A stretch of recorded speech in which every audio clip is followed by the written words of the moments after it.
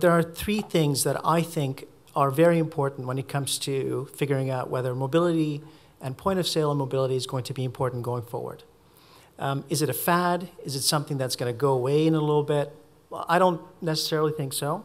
In fact, I think it's going to get significantly stronger and will have a bigger presence in our everyday lives.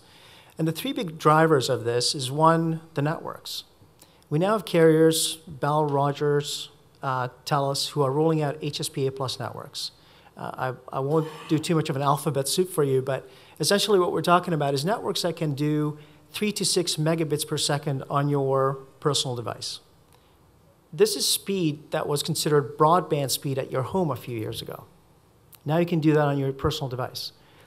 We're moving to a new global standard called LTE, which hasn't been ratified yet, but is going to provide theoretical download speeds of 100 megabits per second on your device. That's going to, once again, by orders of magnitude, transform the amount of data that we can push through these channels. So fantastic. We now have a big fat pipe that we can put data through. The second aspect of this is the devices themselves, and Duncan did a great job on this as well, so I won't touch on this too much.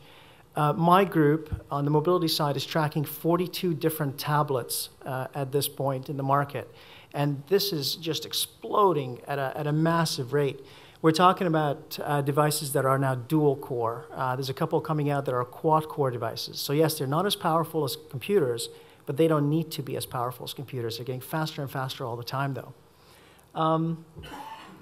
I think one, and Duncan, correct me if I'm wrong, but I think Gartner has a stat that says by the end of this year, there will be 4 billion mobile phones or smartphones in the world. Mobile, not smart. Mobile phones.